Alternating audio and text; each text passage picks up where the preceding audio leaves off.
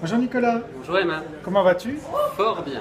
Alors c'est la première de cinéma ici au Festival de Cannes, 68e édition qui commence avec Catherine Deneuve. Oui, avec Catherine Deneuve dans un film d'Emmanuel Berco.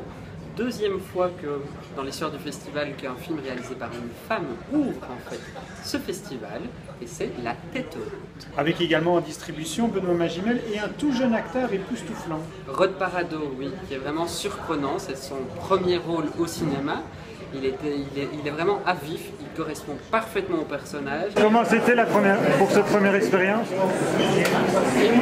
Tu as vu La Tête Haute, qu'est-ce que tu en as pensé? Eh bien, écoute, c'est assez surprenant. C'est un film qui est à la fois d'une violence extrême et d'une fragilité tendre.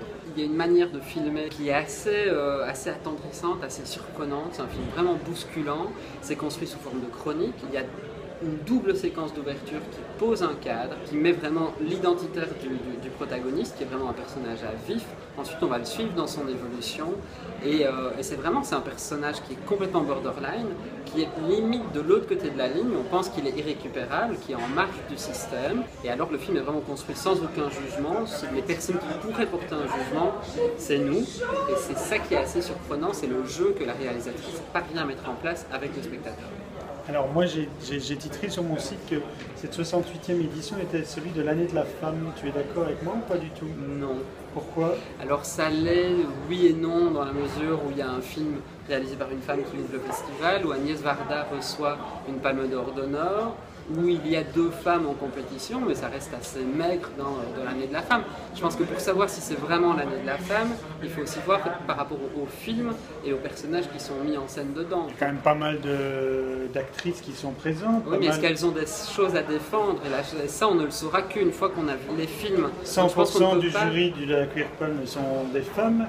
Il y a également une moi, femme... c'est problématique, un jury pour un prix justement autour d'une thématique liée quelque part au genre, que ce ne soit que des femmes, ça me pose question.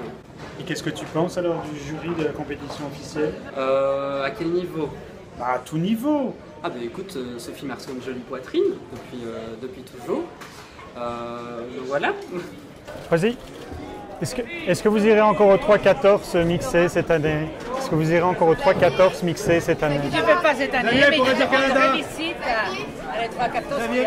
Est-ce que tu as rencontré Annie Poirier? Est-ce que vous avez commencé à avoir des discussions sur comment ça va? Oui, de toute évidence, on a eu notre première rencontre hier soir. On s'est tous rencontrés, tous les membres du jury.